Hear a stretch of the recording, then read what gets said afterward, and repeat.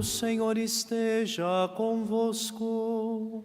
Ele está no meio de nós. Proclamação do Evangelho de Jesus Cristo segundo Lucas. Glória a vós, Senhor. Jesus estava rezando num certo lugar. Quando terminou, um de seus discípulos pediu-lhe: Senhor, ensina-nos a rezar, como também João ensinou a seus discípulos.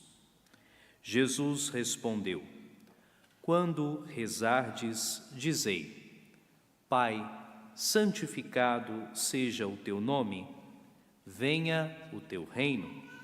Dá-nos a cada dia o pão de que precisamos e perdoa-nos os nossos pecados, pois nós também perdoamos a todos os nossos devedores. E não nos deixes cair em tentação. E Jesus acrescentou: Se um de vós tiver um amigo e for procurá-lo à meia-noite e lhe disser: Amigo, empresta-me 3 pães, porque um amigo meu chegou de viagem e nada tenho para lhe oferecer. E se o outro responder lá de dentro: Não me incomodes, já tranquei a porta e meus filhos e eu já estamos deitados, não me posso levantar para te dar os pães. Eu vos declaro, mesmo que o outro não se levante para dá-los porque é seu amigo, vai levantar-se ao menos por causa da impertinência dele e lhe dará quanto for necessário. Portanto, eu vos digo: pedi e recebereis, procurai e encontrareis, batei e vos será aberto. Pois quem pede, recebe, quem procura, encontra, e para quem bate, se abrirá. Será que algum de vós que é pai, se o filho pedir um peixe, lhe dará uma cobra? Ou ainda, se pedir um ovo, lhe dará um escorpião? Ora, se vós que sois maus, sabeis dar coisas boas aos vossos filhos, quanto mais o Pai do céu dará o Espírito Santo aos que o pedirem. Palavra da salvação. Glória a vós, Senhor. Vamos nos sentando e cantando mais uma vez. Naquele dia em que gritei, vós me escutastes, ó Senhor. Naquele dia em que gritei, vós me escutastes, ó Senhor. Reverendíssimo Padre Evandro, Diácono Pedro, ambos são da Arquidiocese de Vitória, no Espírito Santo, queridos irmãos e irmãs, hoje o Evangelho nos leva para o lugar de oração. São Lucas começa dizendo: Jesus estava rezando num certo lugar. Essa frase tão simples tem um peso teológico na pena de São Lucas. São Lucas valoriza a oração de Jesus. São Lucas fala sobre a oração de Jesus diversas vezes. Ele faz questão de colocar o Senhor na sua intimidade com o Pai e mais, aqui, praticamente na metade do seu Evangelho, ele coloca o Senhor orando mas ao mesmo tempo como mestre da nossa oração. De fato, o texto continua dizendo: quando terminou, um de seus discípulos pediu-lhe: Senhor, ensina-nos a rezar, como também João ensinou a seus discípulos. Este é um pedido muito profundo. É profundo porque Jesus é um mestre espiritual, e não apenas isso, porque Ele é o próprio Deus encarnado. Portanto, ninguém pode nos ensinar melhor a orar do que Ele, porque, sendo Deus, Ele nos ensina o que Deus quer ouvir. Sendo homem, ensina aquilo que nós devemos pedir. Ora, Ele é o mestre da oração. E aqui nós já temos duas realidades muito importantes que não podemos perder de vista. A primeira: se o Filho de Deus encarnado orava, quanto mais nós precisamos orar. A oração é a chave do céu. A oração é o meio pelo qual nós obtemos de Deus força, graça. A oração é o instrumento pelo qual nós podemos perseverar na oração, na vocação, no casamento. Sem a oração nós não somos nada, nós estamos abandonados às nossas forças naturais. E desgraçadamente, o mundo, e preciso dizer, até mesmo a igreja, foi contaminado com essa mentalidade naturalista. Parece que tudo decorre das nossas forças. Tudo decorre da técnica, do meu psicologismo de ocasião, da minha motivação principal, do coach que está fazendo sucesso, dessa ou daquela outra técnica. Mas a verdade, queridos irmãos, a verdade é que ninguém pode dizer que Jesus é o Senhor a não ser pelo Espírito Santo. A verdade é aquilo que Jesus diz no capítulo 15 do seu Evangelho: sem mim, nada podeis fazer.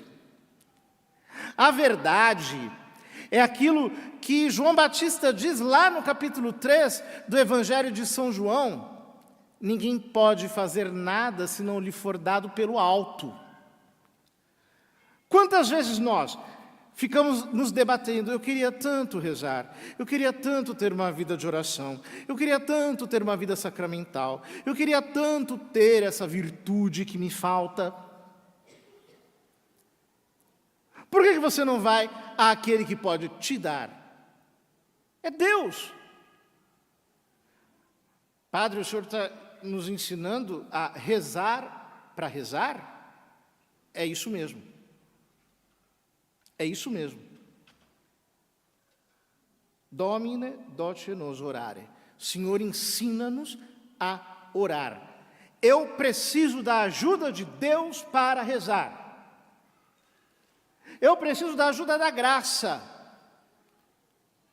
Portanto, você que de repente se enfastia com a oração, que se sente cansado, que não tem interesse de buscar a Deus, por favor, comece agora mesmo a pedir socorro. A oração é o nosso único recurso sobrenatural. E é por isso que Santo Afonso Maria de Ligório dizia: quem reza se salva, quem não reza se condena. Porque ele é o único recurso que nós temos para receber de Deus. Quantas vezes eu já vi histórias terríveis, mesmo dentro da igreja. Por quê? Porque os homens estavam lutando com as suas próprias forças humanas. Ao invés de colocar o joelho no chão, a boca no pó, ao invés de buscarem um jejum, ao invés de ficarem noite inteira clamando por Deus, de ficarem dias e dias e dias rezando para obterem de Deus aquilo que só Deus pode dar, ficaram apenas buscando com as suas forças e deram com os burros na água. A oração é o segredo. A oração é o segredo para tudo. Ora, quando o discípulo lhe pede, Senhor, ensina-nos a orar, Jesus não responde, mas isso você vai rezando aí do jeito que você... Não. Ele ensina simplesmente o Pai Nosso, que é o compêndio de todas as orações, que é a oração perfeita, que é a oração que pede a Deus tudo aquilo que nós devemos pedir. De fato, na versão de São Lucas, ela consta de 5 pedidos. Na de São Mateus, é um pouco mais ampla, tem 7 pedidos, mas na versão de São Lucas, ela é mais direta. Em primeiro lugar, Pai, santificado o teu nome. É a primeira das nossas necessidades. Buscar a glória de Deus. Buscar a honra dele. É a prioridade máxima para cada cristão. Em segundo lugar, o pedido escatológico, venha o teu reino. Venha. Nós aguardamos a volta do Senhor. A solução para os nossos problemas não se dará enquanto o Senhor não voltar. Temos que perder todas as nossas esperanças humanas. A nossa única esperança é que Jesus volte para acabar com a bagunça. Nenhum ser humano vai conseguir fazer isso. Senhor, venha o teu reino. Mas enquanto o reino não chega, dá-nos o pão de que precisamos. São as nossas necessidades mais básicas. O pão. Mas eu não peço mais do que eu preciso. Eu peço o pão de que precisamos. Eu quero ser socorrido pela divina providência na medida justa das minhas necessidades. Então, dá o pão que precisamos. Esse é o grande bem. Com o pão nosso, nós pedimos todos os bens. Por fim, nós pedimos ao Senhor que nos livre dos males. Primeiro e grande mal, o pecado. Perdoa-nos as nossas ofensas, como nós perdoamos a quem nos tem ofendido, porque o pecado é o que nos leva à condenação eterna, e aquilo que leva ao pecado, o que é? A tentação. Então, São Lucas conclui, e não nos deixes cair em tentação. Tudo o que o cristão deve pedir está compendiado nestes 5 pedidos. Santo Agostinho falou largamente disso, e eu não vou me delongar aqui. Na sequência, Jesus conta uma parábola para incentivar os discípulos à oração insistente, à oração perseverante.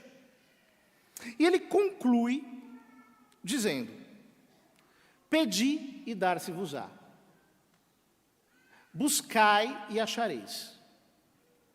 Batei e abrir-se-vos-á. Ou seja, oração é questão de perseverança. É como alguém que bate. É mais ou menos como o pintinho quando está dentro do ovo, que bate com o seu bico, bate,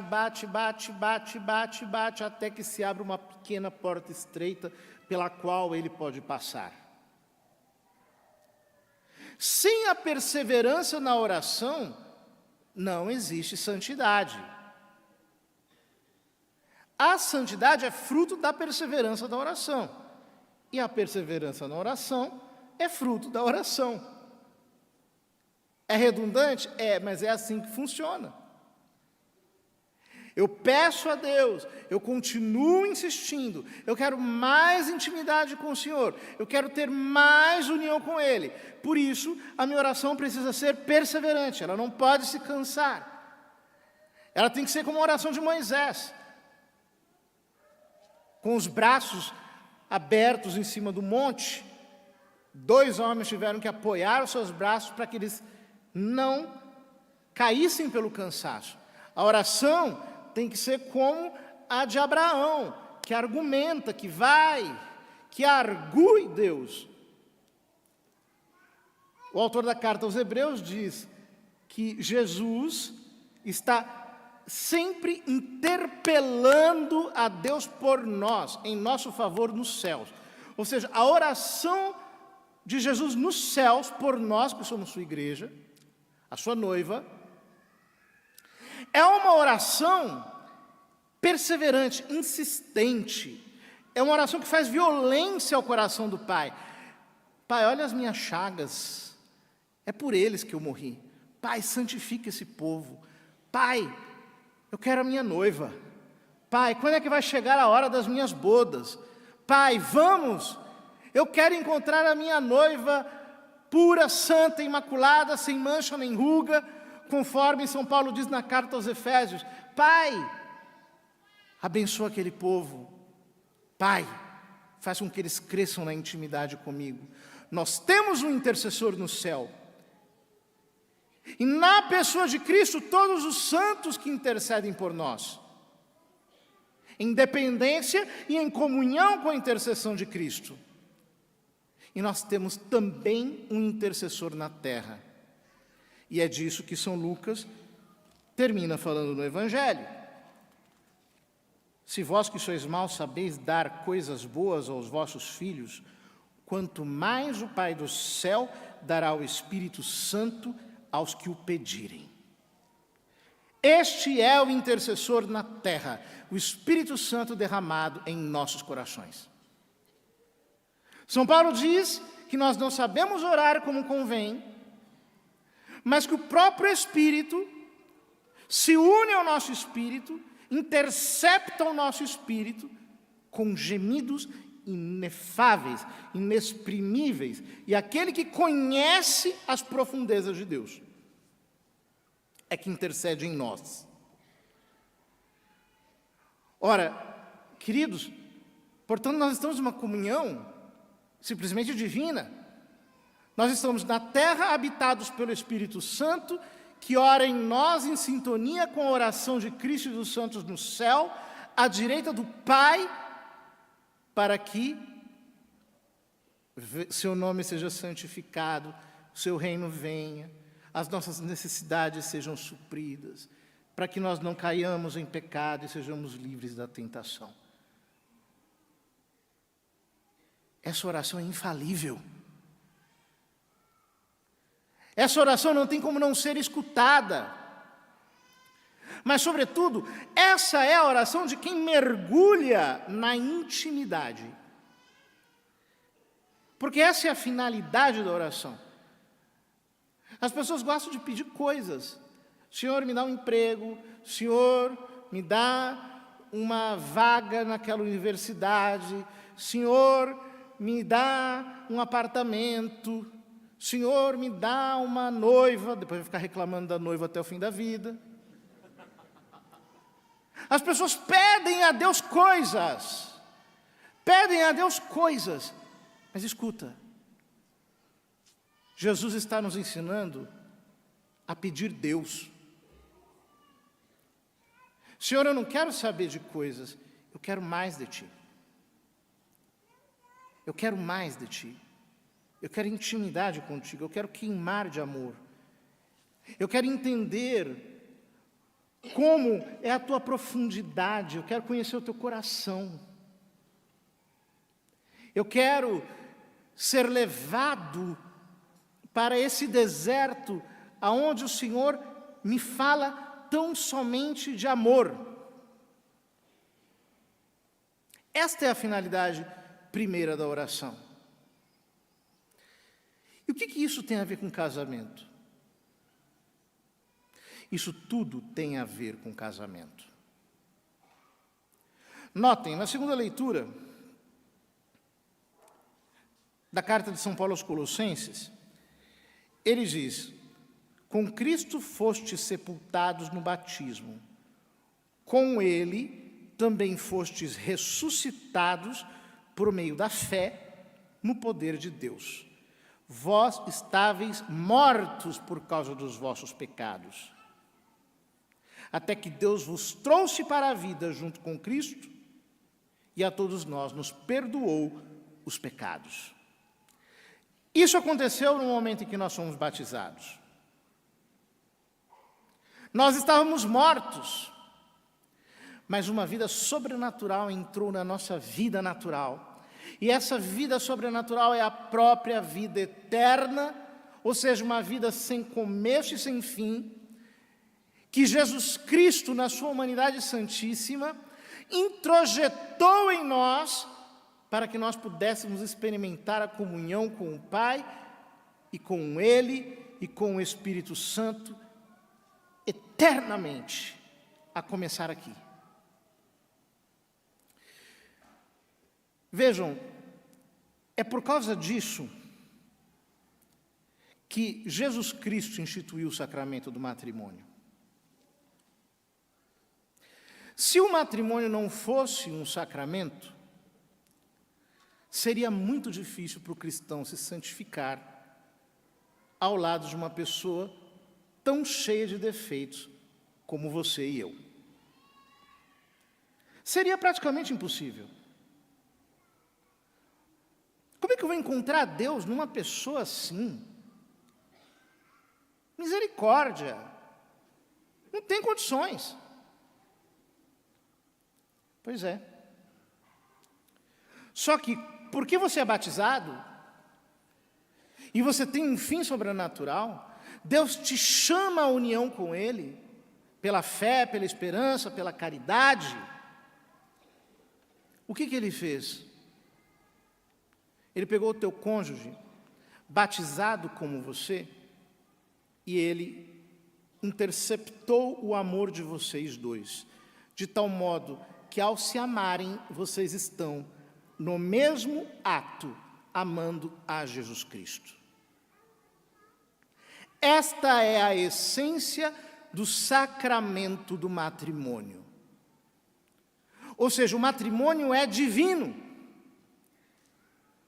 E ele foi divinizado por Cristo em favor dos batizados, para que ao invés de ser um obstáculo, ele se tornasse um meio para a união com Deus. Portanto, quanto mais você ama o seu cônjuge, mais você está aprendendo a amar a Deus. Quanto mais você tem uma esperança sobrenatural com o crescimento do seu cônjuge, mais você aprende a esperar em Deus. Quanto mais você, olhando para o seu cônjuge, entende que ele é um ícone de Jesus Cristo para você, mais você crê em Deus. O seu cônjuge, em outras palavras, é o seu mestre de oração. Se você aprender a tratá-lo como Cristo, se você aprende a encará-lo de maneira sobrenatural. Mais uma vez, os cristãos da nossa geração vivem um tipo de casamento que é naturalista. O que é o casamento para a maior parte dos cristãos do nosso tempo? É morar junto, ter filhos, é fazer compras, é trabalhar, ganhar dinheiro, ter um apartamento, depois uma casa, um carrinho, e assim por diante, e vai à missa ao domingo e tal, uma briguinha aqui, outra acolá. Quando a coisa fica muito feia, pede ajuda. Isso daí é um casamento pagão. É um casamento de qualquer um. Não precisa ser cristão para ter um casamento assim. Casamento cristão é quando você tem consciência de que quando você conversa com o seu cônjuge, você está fazendo oração. É o teu Cristo que está na tua frente. Quando você briga com ele, você pede perdão porque você brigou com o teu Cristo. Quando você vai se reconciliar com ele, o seu coração se enche de ternura porque você está se reconciliando com Cristo. Você honra o seu cônjuge. Você ajuda o seu cônjuge a carregar as suas cruzes como Cristo foi ajudado por Simão Cirineu. Você faz com que o seu cônjuge seja para você o teu lugar de encontro com Deus, porque é assim. A única pessoa neste mundo que efetivamente representa Jesus Cristo mesmo para você, sacramentalmente, é o seu cônjuge. Os teus filhos não são Cristo para você, no mesmo sentido. Os teus pais não são Cristo para você. Os teus irmãos não são Cristo para você. O teu Cristo é aquele com quem você se casou. É aquele de quem você não tem que fugir. É aquele com quem você tem que conversar. É aquele cujo coração você tem que aprender a sondar. Os padres da igreja diziam que o livro dos Provérbios foi escrito por Salomão para que nós aprendêssemos a meditar, e o livro do Eclesiastes foi escrito para que nós aprendêssemos a nos desprender do mundo. Mas diziam eles, o Cântico dos Cânticos é o livro dos perfeitos, porque é a união da alma com Deus. O que é o livro do Cântico dos Cânticos? É um canto de amor entre o amado e a amada. Quando São João da Cruz, no Cântico Espiritual, toma o Cântico dos Cânticos e o transforma numa canção mística, para falar da nossa alma que ascende para Deus e que vai se desprendendo de todas as amarraduras dessa vida, o que São João da Cruz faz é simplesmente aquilo que os próprios padres da igreja já estavam ensinando. Ou seja, eu, que tenho vocação ao celibato, graças a Deus, tenho que me unir ao Senhor diretamente, no invisível. Deus é Espírito. É com Ele que o meu coração precisa aprender a lidar de maneira espiritual. Você que é casado, você tem um Cristo sacramental ao lado de você. E quanto mais você amá-lo, mais você vai aprender como é que se ama a Deus na oração. O amor a Deus na oração é um amor extravagante, arrebatador, inflamado, intenso, com todo o coração, com todos os sentidos, com toda a alma, com toda a polarização do nosso ser. O amor por Deus na oração é incendiado, é fogoso, é cheio de entrega, de interpenetração. O amor de Deus na oração, para nós, precisa ter o calor dessa intimidade que você está exercitando cada dia, quando você aprende a viver apaixonadamente ao lado dessa pessoa que é Cristo para você, graças a este sacramento. Domine, doce-nos orare. Senhor, ensina-nos a orar. Para você significa, Senhor, ensina-me a casar, a viver o matrimônio de verdade, a enxergar o meu cônjuge sem ter lentes que contaminem a minha contemplação. Que eu o enxergue na pureza da sua alma. Quanto mal fazem aqueles que assistem indecências, contaminando a sua imaginação e o seu olhar, para projetar sobre o seu cônjuge uma imagem que não é a dele. Isso equivale à idolatria. Não é sem razão que no Velho Testamento os profetas comparam a idolatria com o adultério, porque é um tipo de adultério, o adultério da imaginação. Como fazem mal aqueles que introduzem no leito matrimonial certas licenças que não convêm à santidade do cristão. Jesus, através do autor da carta aos Hebreus, nos diz que o leito conjugal seja conservado puro e sem mancha. Por quê? Porque ele é um altar. É o lugar em que você está se encontrando com Deus, realizando a profundidade deste sacramento.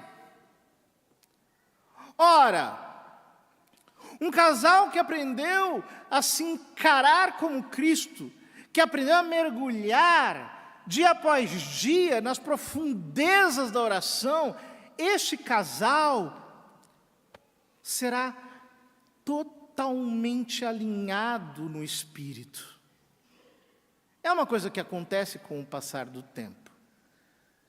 É quando se estabelece uma telepatia entre um e outro, em que quase não há mais palavras. É como uma oração contemplativa. Não há mais palavras.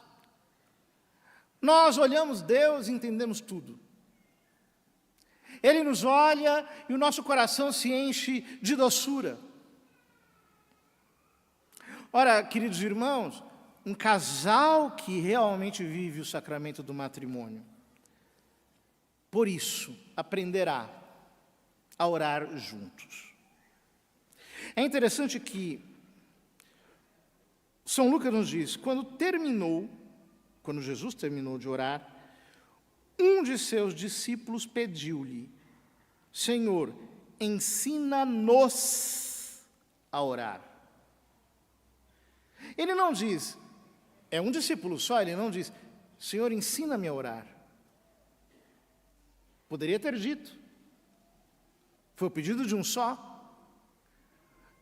Não, ele pede, Senhor, ensina-nos. Por quê? A oração sempre tem um caráter ampliado, um caráter fraterno, um caráter comunitário. A oração sempre abrange muito mais do que eu mesmo. E é por isso que é impossível que um casal que realmente viva a essência do sacramento do matrimônio não seja profundamente alinhado na oração. É impossível. Se você não é alinhado na oração com o seu cônjuge, é porque você não está vivendo bem o seu casamento. No sentido cristão da palavra. Se você não vive um fluir do Espírito Santo no seu matrimônio, esse é um mau sintoma. Mas nunca é tarde para começar. É por isso que marido e mulher precisam aprender a orar, a buscar a Deus. Precisam aprender a orar e precisam aprender a orar juntos. Eu dizia na pregação da manhã que o matrimônio é como um muro, como uma muralha de proteção. Aquilo que faz essa muralha se tornar forte é a oração. É a oração conjugal, em que os dois vão se colocar no mesmo nível diante de Deus. Em que os dois, lado a lado, vão escutar Deus. Em que os dois, se apoiando mutuamente, vão receber de Deus aquilo que Deus tem para lhes dar. Veja, todos nós que bebemos das Sagradas Escrituras, entendemos que existem 3 níveis na oração. Nós podemos orar com o nosso entendimento, ou seja, com as nossas palavras, sem julgarmos um ao outro, apresentando ao Senhor as nossas intenções. Nós podemos orar no Espírito, de tal modo que já nós não sabemos mais orar aquilo que convém, nós deixamos o próprio Espírito gerar em nós, pela oração, aquilo que Ele quer. E nós podemos orar a palavra de Deus, escutando junto a palavra, discernindo a palavra, pedindo orientação ao Senhor, tendo sensibilidade espiritual, desenvolvendo cada vez mais na presença de Deus, aquela docilidade que nos faz entender exatamente por onde sopra o Espírito Santo. Como é bom quando um casal tem esse alinhamento. Então, antes de tomar uma decisão, antes de fazer um plano, vamos falar com o Senhor, vamos consultar ao Senhor, vamos rezar. Eles vão lá, se colocam na presença de Deus, buscam há alguém que é maior do que eles ali. Há um Senhor que é o dono da vida deles, é o dono do casamento deles, é o centro da união deles, vão até os pés do Senhor e clamam e buscam, e oram no Espírito, e esperam Deus dar a sua resposta. E o que geralmente acontece quando um casal realmente ora na presença de Deus, é que aquilo que Deus coloca no coração de um, confirma no coração do outro. E assim acabam-se as brigas. Porque vocês começam a entrar numa sintonia de obediência ao mesmo Deus. É Ele que vai orientando, esquadrinhando, dirigindo os caminhos, mostrando os planos, as estratégias, os passos, aquilo que tem que ser feito a cada dia. Só que o diabo sabe disso. E o que o diabo faz? O diabo coloca uma vergonha, uma barreira, para que você não ore com o seu cônjuge. Tem gente que vai no grupo de oração, pega o microfone, ora até o teto explodir, mas não é capaz de orar ao lado do seu cônjuge. Tem vergonha. Se sente intimidado, julgado, avaliado, sei lá o quê. Só que uma coisa é verdadeira: casal que ora unido destrói as forças do inferno. Um casal que permanece em oração diante de Deus, bota o diabo para correr. Quando um casal se põe de joelhos para orar, Jesus vem para estar com os dois. Porque aquele casamento é dele. É uma imagem do casamento dele com a igreja. Se ele não vier, ou se ele não viesse, porque ele vem, ele não seria fiel ao amor exclusivo que ele tem pela sua igreja. Então ele vem. Quando o casal se coloca em concordância para orar, há uma mobilização sobrenatural. Deus faz grandes coisas. Talvez você me diga: nossa, mas eu não consigo, oração conjugal para mim é demais, eu não sei, eu fico envergonhado, eu me sinto mal, eu me sinto constrangido. Peça ao Senhor. Peça. Peça a Ele. Vejam, Jesus diz: pedi e dar-se-vos-á.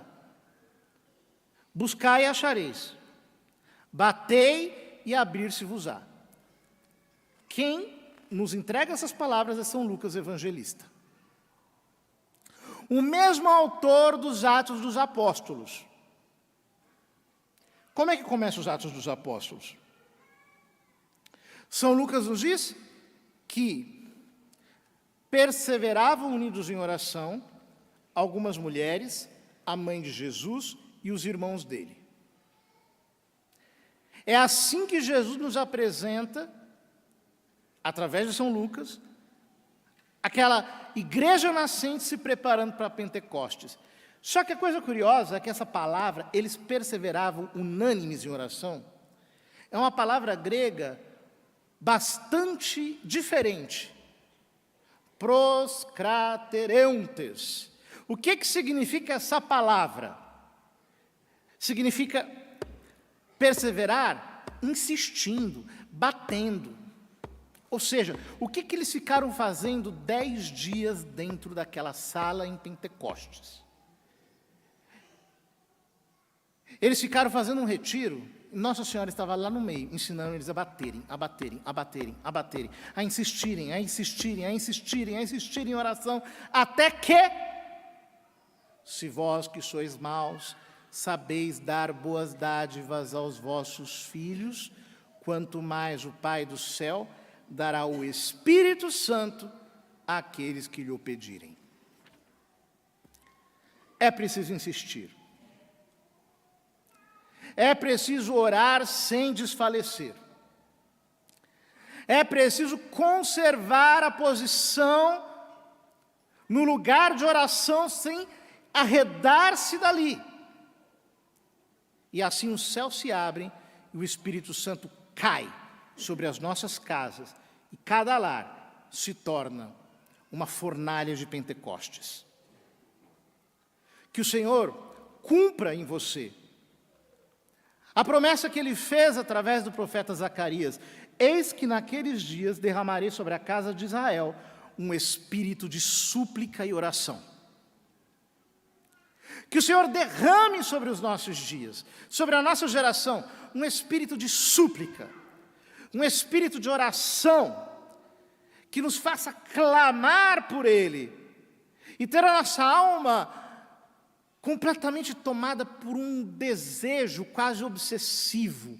Eu quero Deus, eu quero mais de Deus, eu quero conhecer a Deus, eu quero queimar no Espírito Santo, eu quero fluir nos seus dons, eu quero viver a minha vida aqui, me encharcando da presença de Deus, como no dia do meu batismo, para que assim eu possa, de fato, conhecer o Senhor, a quem eu verei com os meus próprios olhos na Jerusalém Celeste, naquele dia em que nós ouvimos a voz que dirá: felizes os convidados para as bodas do Cordeiro, porque a sua noiva está pronta. A sua noiva somos nós.